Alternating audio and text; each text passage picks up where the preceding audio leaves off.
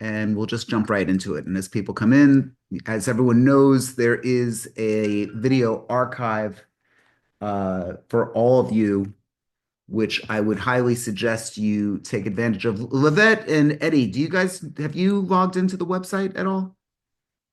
Into the Rain Nation website? Yeah. Yes. Um, yeah, I have in the past. Okay, but do you know how to use it, or have you seen like No, I was gonna ask you the other day, how do I look at the old videos? it's a huge part of what you're paying for. And I think at Mhm. the end of this, if Aton comes in, again, I was just in a meeting with him and he's got a lot going on today. But we will like once a month go through the things that you need to know that you might not realize you're paying for it. So you might as well enjoy it. We have an archive of every video that we've made, along with all of the workbooks, along with the chat forum. I mean, there really is some cool stuff. Let me just see here. Okay, we just put that out. So there's some cool stuff for you to utilize, and I want you, Livette and Eddie and everyone, to take advantage of this. But speaking of that, oh, Eitan's joining us now, which is great. Speaking of that, like, how many people feel as though they've been manipulated psychologically? I want to just see like a past. It could either be in real estate or outside of it. I really want this to, I want to hear from you about these things. But here, I'm one. Okay. I've been manipulated many, many times. I just want to know, Mark, Lawrence, any type of manipulation? When you want to give us an example, perhaps? I know you weren't expecting the question, but I'm going to ask that of all of you. Um, can't think of anything off the top of my head, a good story, but I mean, something people say, good salesmanship can be can be manipulation. Um, Yeah. Well, it's again, and that comes down to it. Is manipulation a bad thing all the time? Uh, when the government was manipulating people to take the vaccine, I guess it all depends upon where you stand on whether that's a good thing or a bad thing. And again, I don't want to get into the debate about whether vaccination is a good thing or a bad thing. That's not what I want to say. But you can't say that when we're seeing.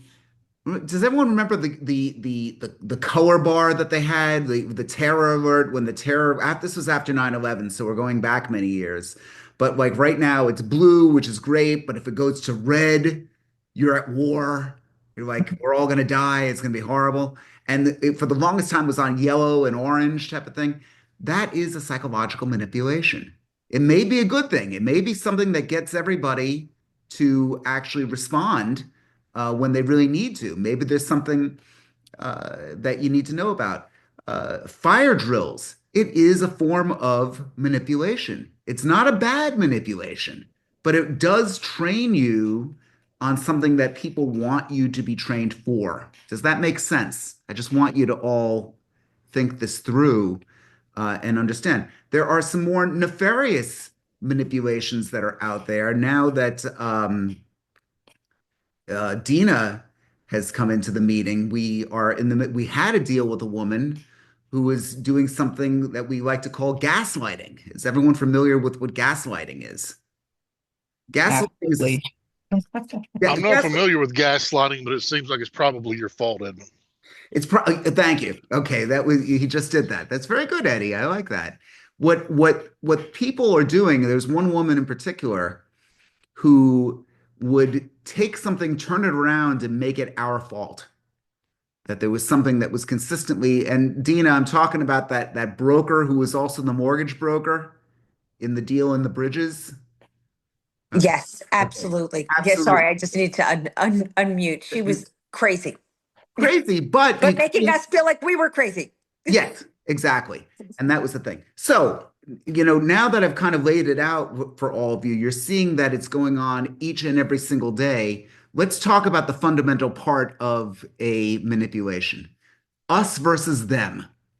Now, I'm going to say this very carefully because every politician does it. I don't care if you like Trump. I don't care if you like Biden. Everybody does it. It's the us versus them. Why? We need a villain. And what do I mean by that?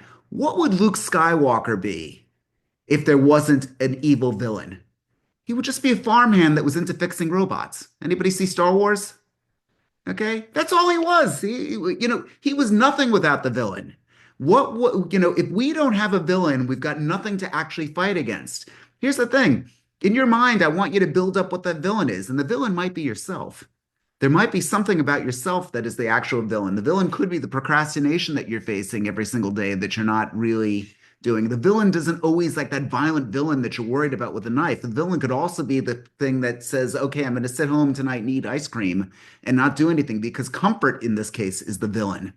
So, in understanding all this, I know that we're getting a little bit off from the typical AI stuff that we discuss. I want you to start this, with this thought. Everybody manipulates, everyone has been manipulated, and manipulation isn't necessarily that bad. If you're actually doing certain things to get people to do things the right way, every parent does whatever they can to manipulate their child to do the right thing. Sit up straight, tuck your shirt in, eat your vegetables, do whatever you're going to do. You're trying to come up with a psychological hack. Now, Mark and everyone else, I hope that brings it a bit more into context. And as you come up with ideas, please scream it out because again, I hate being just the only talking head in these things. But if you could now start to face and take a look at this, we could also talk about some evil manipulation. Let's take a look when looking at my notes here. Okay, Bernie Madoff. Now, how was that guy? And again, I do want to talk with you guys about this. Most of you should be familiar about who Bernie Madoff was. He led the largest Ponzi scheme in noted history, at least at the time. I'm sure there's others that will come up because that's kind of human nature. Anyone have a guess at how he manipulated so many people? I do. Um, Levette, go ahead. well, I think it's because his community, those people trusted him. Um, I guess he was known to do, certain things, and so when he was presenting people with those opportunities, they just trusted him because of probably because of name recognition, probably because of, whoever he was surrounded by.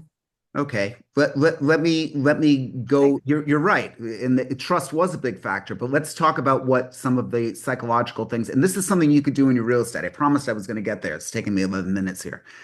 Um, my friend David, I won't give his last name because I'm sure he wouldn't appreciate it. But I've got a friend named David who was golfing in Connecticut, and he met this nice guy named Bernie Madoff, who was golfing as well.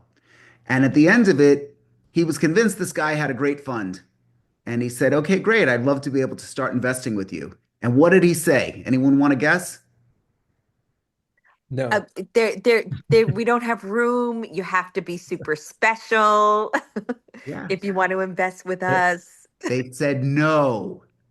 They said, no, we're not going to take your money. And this guy was, at the time, 40 years old, a hot shot in real estate investment. Man, what the fuck is this? How could he not take why am I not good enough for this? He was angry.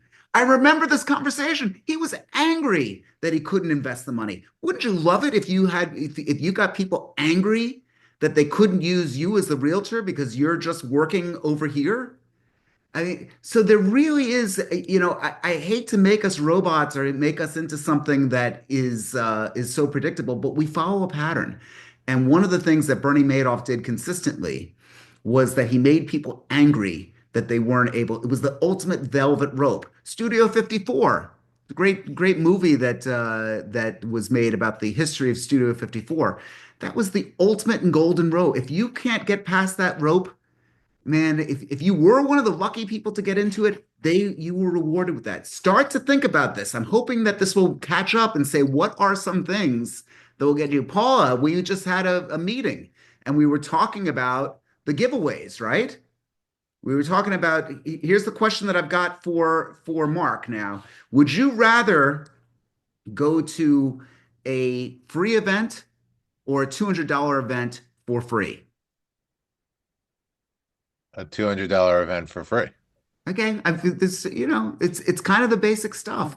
So Yeah. we were talking about that with Paula, who's sponsoring a event with 500 people. She's going to be in front of them. What do we do psychologically to get in with all those people? What are we going to do to help her get there? One of the things that I shared with her was some content that we produce and that we're producing for people that you could then white label it and actually repurpose it, put a value to it. And then when people scan a QR code, they're able to actually, in order to, they opt in, because by default, if they're going to download it, they have to opt in. And B, they've provided their information in that opt-in. And now you've done what I always tell you all to do, captured the people. Paula, thank you. You're my example now because we just had the meeting. But that's just one other psychological hack. I hope this is getting a little bit more familiar. You see it every day. You're manipulated every single day. What other things have come up? Come on. I want to get a conversation going here. Some ideas. Dina, Evangela, Eddie, come on. Let's just start talking. We'll get it. I assure you. Well, the definition of con man is actually from the word confidence, man, really. Very good. Building confidence in people. It's the ultimate in building confidence, people, and being able to have something. And there's been many books written on the history of scandal. Actually, Daniel, remind me of that. We should do a thing, a meeting on this. First and foremost, if you look at the workbook, principle one is the scarcity trigger. Everything that I was discussing, at least with Bernie Yeah. and with all those folks, it was the whole notion of scarcity. What does scarce people want? So when I see all of you going out and marketing yourselves, you're just not making yourself scarce enough. There's got to be a little bit more to the value of what you're being able to present. I don't know what that is for you, but you could figure that out. Who is talking? I have a Paul. good for that. And it's a brand that all of you know, which is Rolex. With Rolex, you can't rock. Yep. You can't walk into a Rolex dealer. You can't just buy anything that's there. It's all for display. You have to be put onto their list or whatever they call it. And then certain jewelers, like let's say, for example, London Jewelers, they won't just give you one. You can go pay double to triple the market value, or sometimes to even get in their list, for a few people I know, you have to spend about 80 to 120,000 in jewelry, and then they'll start calling you. That's the scarcity of Rolex, and it's a nonprofit, so they don't do a lot and all this other stuff. It's a whole thing that they do with how they market themselves and how they're the best. Same thing with like Patek Philippe and all the other ones. And Hermes does the same thing. Thank you. Lavette obviously watched Sex in the City when they had to wait 5 years for the Birkin bag, right? That's exactly what I'm thinking. Okay. Mercedes also. Mercedes. But on the other hand, what's happening now with Mercedes and with a lot of these car brands? They made it available to almost everybody. So they have to make like the Maybach edition. They have to make the more expensive edition. Again, they're going for that rareness of the vehicle. Something's got to give. Something's got to make you a little bit more. The scarcity is really important. Again, we're going to circle back to this, and I'm hoping that you guys can, as a group, we can come up with ideas to make you more and more scarce. But that's, you could look through your workbook and start to do this. The other thing is the notion of authority. We're going back to Bernie Madoff, that you're now going to be the authority on what's going on within the neighborhood. Think about it. Why do you bother to come to this meeting? I work very hard at being a good coach. I work very hard at having that. It's not a scam. Is it a manipulation? Yes, because I already said a sale is a manipulation. It's not necessarily a bad word. But if you actually have that perception of the authority, you really make competition irrelevant. Mark, Lawrence, you were just saying about, how the brand is that authority. You want to get, when you think Volvo, okay, I throw this out, not Mark, but let's see if somebody else knows it, because I have a feeling Mark knows. If I don't get the answer from Evangela or Eddie, Mark could answer. When you think Volvo, what do you think? Safe. Dina said safe. That's very good. That is the right answer. Now, is it that it's a safer car, or is it that the type of person that would buy a Volvo is so concerned with safety that they would probably be the safer driver? It's an interesting question, isn't it? Mm. Who knows? It could be a fucking death trap. I don't know what the thing is. This could be a Pinto. But that consumer is attracted to that product. Yeah. right? That's what they are leaning into. What's going on with Tesla right now? Again, I don't want to get into the political debate, but we see what's happening with the brand when they light these things on fire. Okay. And it takes billions to change the mindset of a lot of people. On the other hand, you got people like Dina would buy two if she could, who would buy three if she could, who's going to be completely loyal. So you have to be able to judge that. I want you to think about rareness and authority. Those are two things that I want you to think about. Okay, now comes the commitment and the consistency in the messaging and in what you're trying to do psychologically. How committed and consistent is that message that's actually coming through in your messaging? Anybody want to give an example of that? Give a thought. Some type of consistency.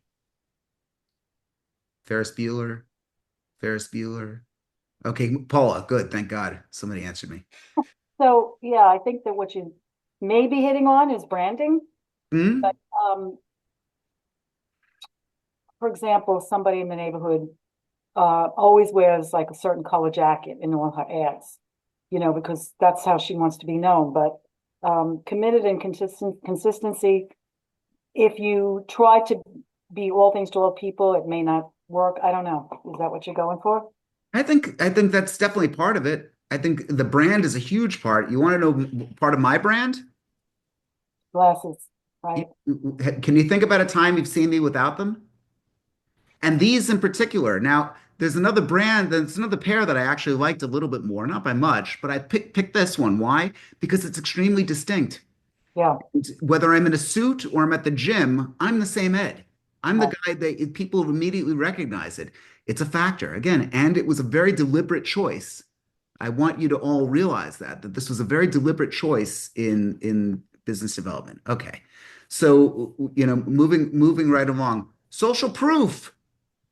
Social proof. Why, again, I go back, my sales are pretty transparent. Evangel, I said to you this morning, if you know of anybody in Rhode Island, because we don't have any Rhode Island agents here, at least not too many, we'd love to have that. Now, Evangel could say, I got to tell you, I met Ed. He's a great guy. We've learned so much about it. It's $30 a month. It's a great thing. He's a terrific guy. You should sign up.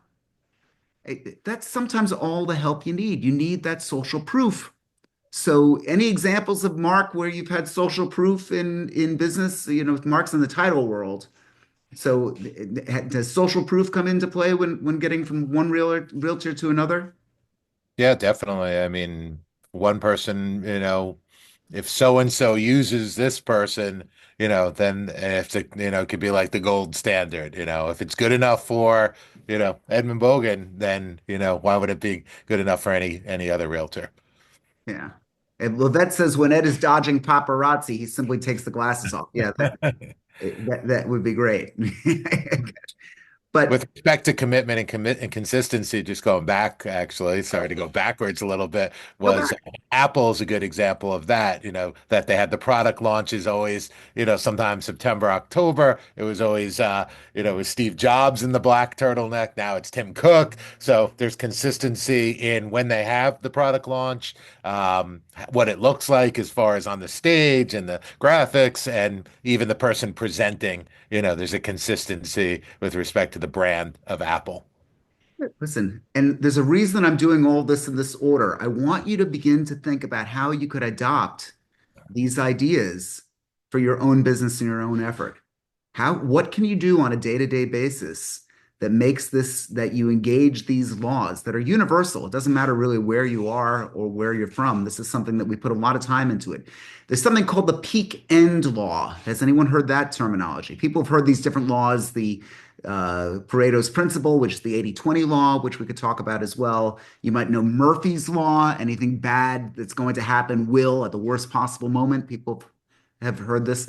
The peak end law is a little bit different. The peak end law, take care of Angela. The peak end law is going to be where the highest, when you meet someone or you have an event that actually goes on, or you've got the sales pitch, typically it happens at the height of the experience. Typically, it's either at the peak of the experience or the end of the experience. Studies have shown that if you go on a 1-week vacation and the first 5 days are sunny and the last 2 days are rainy. If you reverse that and made the first 5 days rainy and the last 2 days sunny, guess which vacation is remembered as the better vacation? You're muted, Paula. Yeah, Paula's muted. The But ones that are sunny at the end. exactly. The last 2 days are what you're going to remember. So when you go into a listing appointment or you go into a meeting and you think that you've screwed up the beginning, there's still time for you. That should feel somewhat empowering. You've got the opportunity at the peak of the experience and at the end of the experience to give something that people are going to really truly take away from the meeting. If you could stop and think that through, that's a big, big factor. The peak end law, write that down. Really good for you to note. So again, I know that Alicia's here. She's going on the Terry Robeson playbook of going off to the coffee shop and getting coffee. That's a peak experience. That's a peak experience that she's actually gone in. People have come in, they've come at their relaxing moment. She's buying them coffee. And the person who gives them the coffee said, yeah, it was on this lady right here. She explains herself and introduces herself. She's made a peak experience, which is the perfect time to get into their brain. Law of crap, capture, reward, automate, and plan. That's the perfect time for Alicia to capture their information because that's the peak of the experience. Remember that going forward. Again, I'm trying to go through these relatively quickly here. Reciprocity. Okay, Paul is waving hi on reciprocity. Paul, you have something to say about reciprocity? Yes, I always bring cake on a listing appointment. You bring cake? I bring like little pastries. I learned not to bring one big piece of cake. Daniel's shaking his head, yes. Yeah, it's Daniel just loves cake, and it pisses me off because he's so skinny. if we had three Okay. sisters that were the executives of the estate, and now I had to, or I've been in situations where they had no knife to cut up the cake or whatever to share it. So now I bring these little pastry things that are small, eatable. And if somebody says, hey, you want to sit down and have a cup of coffee? Even better. So David and I know that when we go to listing appointments, somebody's got to run down to the bakery and Sure. pick up the empanadas. It's just part of our stick. Look, and again, what did David say? He says the Greek ones, not the Spanish ones. The actually Greek pastries, there are some pretty good stuff Oh, there. amazing. They call them empanadas, but they're little pastry things that have some light cheese inside, and they're delicious, and everybody loves them. If any one of you make it to Queens, she's going to buy you that. Yes. I just sold that there. Yeah.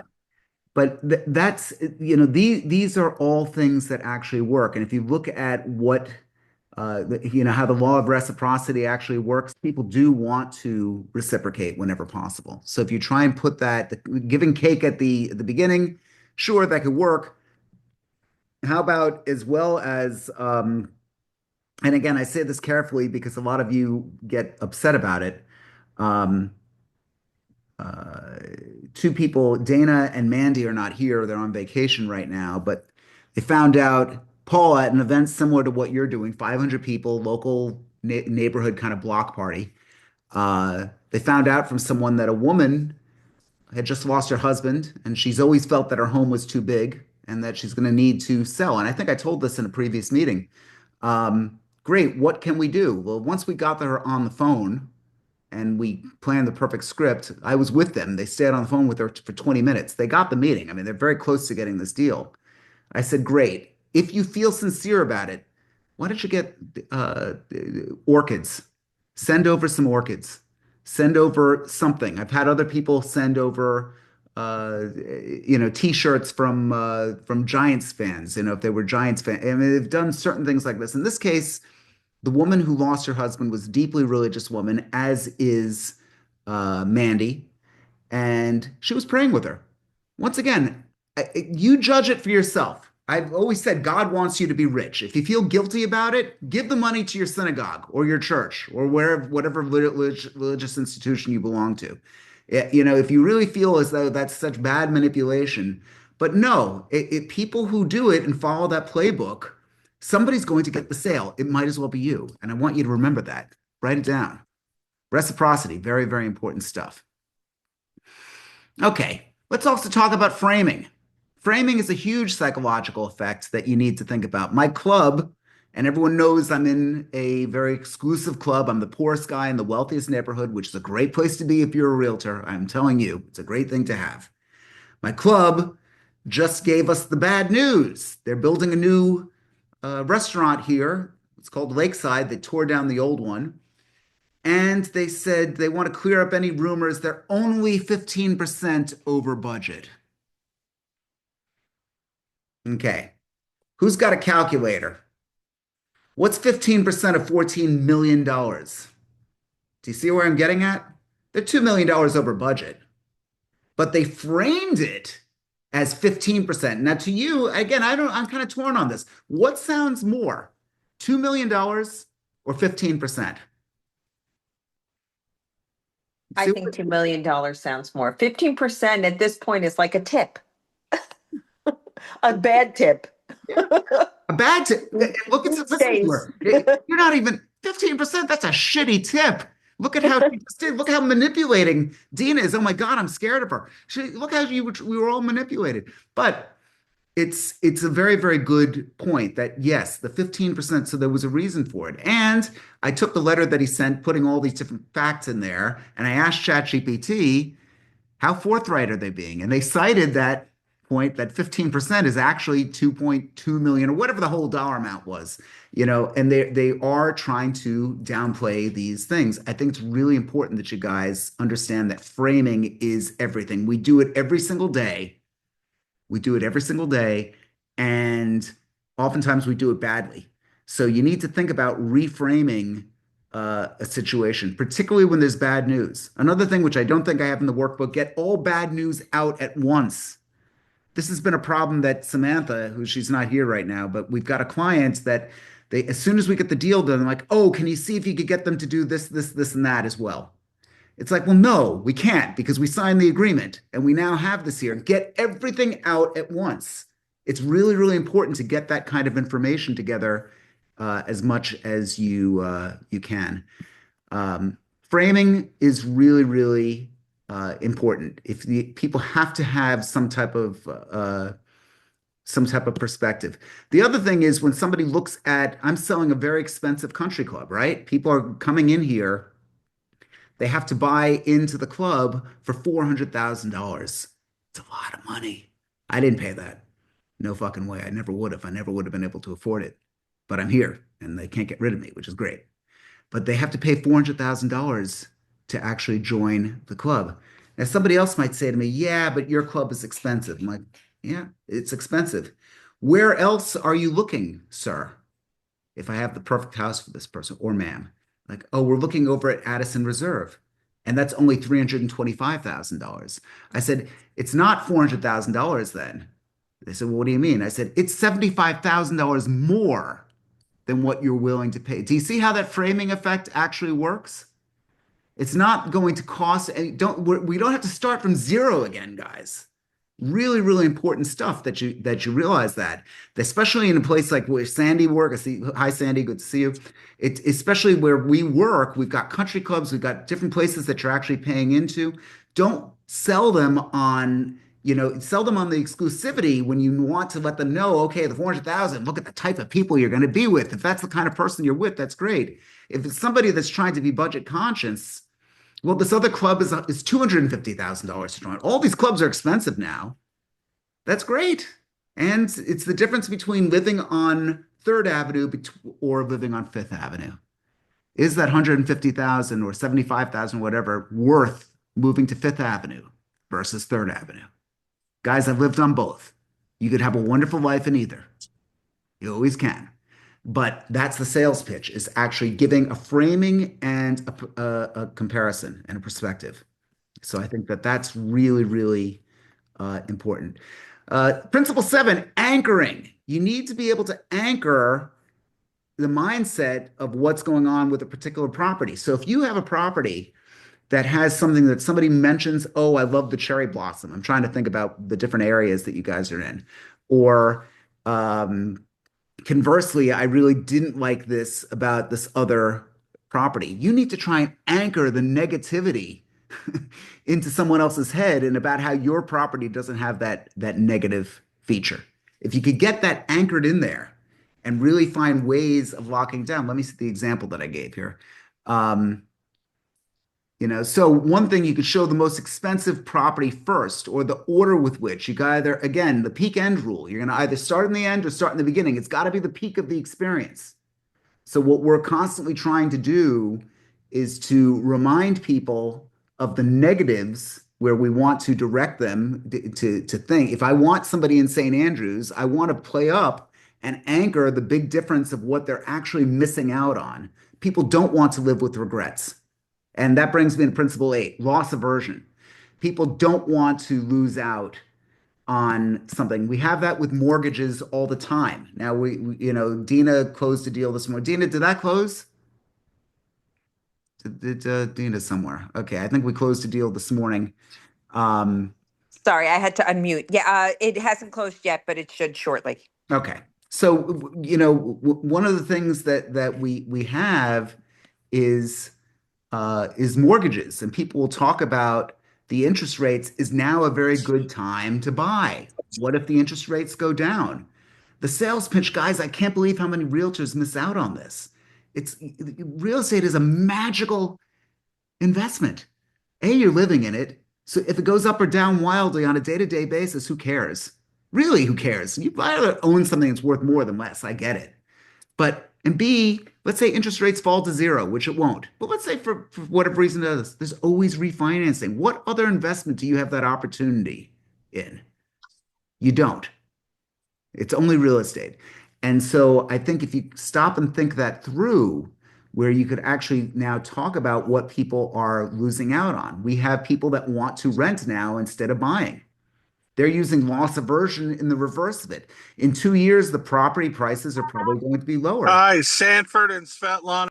I just muted you, Sanford. Thank you.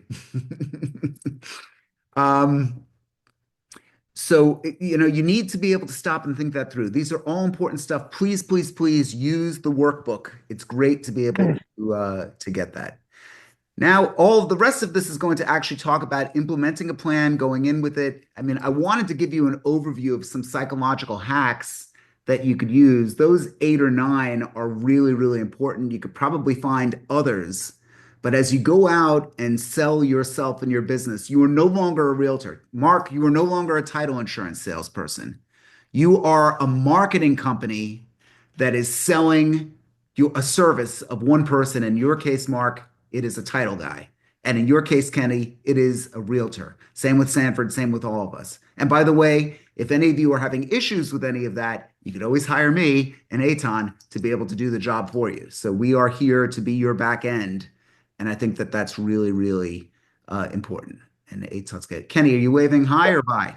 Yeah, no, I mean, one thing about reframing, this is one reason for every listing I take, I get an inspection, right? People don't want to pay for it. I'll pay for it if I have to, because then I'll fix all the small stuff, but I'll get estimates on the big stuff. I mean, I had one house that needed all new windows. The woman who bought it, somebody got screwed around the window and stuff. So I got all these estimates. So it's like, you're going to get new windows for $15,000 rather than I'm buying this house that's falling apart. So, the whole reframing it in a positive way, really. Sure.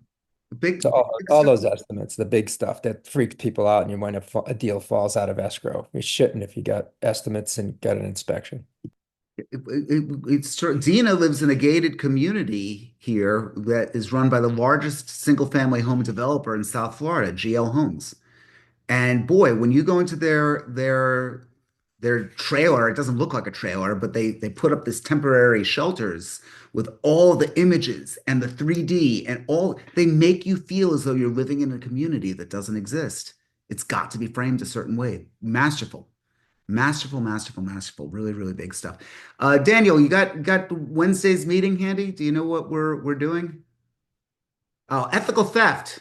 Thank you. The art of acquiring business from established agents. Okay, what are we actually doing there? Once again, staying along the lines of the psychology of all of this, we really are trying to find a way of being able to, part of it, we've talked about it before. You could circle prospect a home that isn't your listing. That's a form of ethical theft, that you're really taking a look at where somebody is and how you're going to be able to play upon the value and the success. Other form of ethical theft. Dina is on a team, a very good team. We're a top producing team. She could ethically use the terminology of the team's production, even if she herself might not have sold in a particular community. Or conversely, if Dina sold in Seven Bridges, we've sold in Seven Bridges. It doesn't matter whether I did or not. That's ethical theft. I hope that all of you could come to it. We come up with these names and it's kind of cool. I think it's neat stuff. And that's going to be next Wednesday. And later this month, let me just give you the date. I don't have the Wednesday after that planned yet, but we do have, and I really hope that you can make it to this on Wednesday the 16th. That's Wednesday, April 16th. We've got the selling to absentee owners, and we've got Andy Neal who will be speaking in that. That's a really, really big one. And he's spoken before, and everyone's absolutely loved it. We're talking about how to actually mine the databases and the tax records to be able to find out who doesn't live in the home. He goes a step further and takes a look at the mailing services overseas that could do his mailers for him. 60 to 65% of his business are these absentee owners. I hope you could join us for that. Also coming up either later this month or later in April or early May, we've got Eric Salama who will be speaking. He's gotten a lot of his business through divorces and lawsuits, and he's going to talk about his methodology for studying that. So I'm trying to come up with a variety of hacks, and of course we will keep going on with AI and all the latest tools and tricks and what's going on with that, because that's what I promised all of you I would deliver. That was fun. So thoughts, questions before we get to wants, needs, and brags? Oh, actually, if you guys stick around for a little bit, Eitan, do you have a couple minutes to show everyone the website? Are you with us, Eitan? Yes, I am. Can you give us a quick demo? Kenny and Mark, Levette, Paul, you saw it before. Hedeka, I really would like you to stick around for 5 minutes here and take a look. I don't think you're utilizing the website. The mastermind is great, but if you want to see archive videos, download our resources, download the paperwork of the workbooks. We have all of that. Eitan, can you oops. Yes, give me a second. Yeah. There you go. You've got the screen. So guys, if you could stick around for that. Eitan's just getting his porn off his screen. Okay. I'm here with 2 dogs, so I've got my dog's brother with me. You want to make sure the dogs don't see the porn? Is that your The concern? dogs can see the porn. You know. Okay, so let me share. Okay, please do. You got to push the share button. Oh, there we go. Okay, so this is a website, and the thing to do is to either log in or go to community. So in community, you would put in your username and password. So I want to know how many people actually have a problem logging in. You're not going to see hands here. I don't even think I have a login, but I assume I can set one up. So, I mean, everybody should have a login, and if you are a member, you are assigned a login, and you are basically registered in our system. So the best way to go about it is, okay, let me log off. So if you have trouble, you go forget password, and you put your email address and click on the recovery, and you will get an email with the information to log in. And most of the troubleshooting that I've done with logging in is that the member is registered under one email address but uses a different email address. So it's important that you maybe look in your email and see which email you are using for Ray Nation and use that email to log in. Okay, why don't you show them some of the stuff, Eitan, as time is somewhat limited. So if I log into my email, and I would suggest always say, remember me. Yeah, you get immediately to our feed where it works like a Facebook page, and you could post whatever you need. And there are different categories of posts. And write a post. Posting, so you could do live membership, live mastermind, general, AI prompts, networking, referrals, need, wants, and goals, post your listings, boast of your achievements. So those are just some of the categories we have in the feed. But the main thing would be the mastermind. So here we post all the meetings. You have access to the past meetings. If I click on this past meeting, for example, it gives me a synopsis or a summary of the meeting. And then here I have actually a link to the recording in the archives. And I didn't could, suspect this was going to be a wildly populated meeting, although and it was really just 2 years later I became a realtor. I so understand so why you they have did it. you Let's have face the it, you want to full make the full money. recording of Somebody's the going to get the sale. It might as well be you. And there's downloads attached there too, right, Ita? Yeah, Aton skipped that. what was Okay. that? You skipped the download, Aton. Okay, I'm still trying to demonstrate this. So you could go through the video, and here you have a download, which is the workbook. So you can download the workbook and then view the workbook that is corresponding to the video of the past meeting. And the way the archive, so if you go back to the community, or actually if you could go to the video vault in the community, and the video vault is separated into yearly meetings. So I can review all the 2024 meetings in here.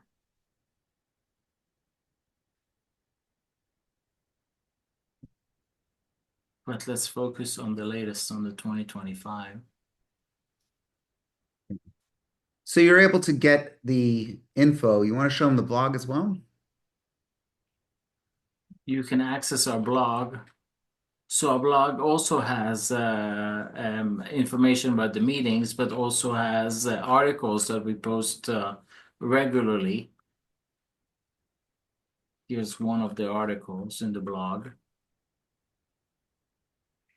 And you could have access to the member map. Uh-oh, broken link there.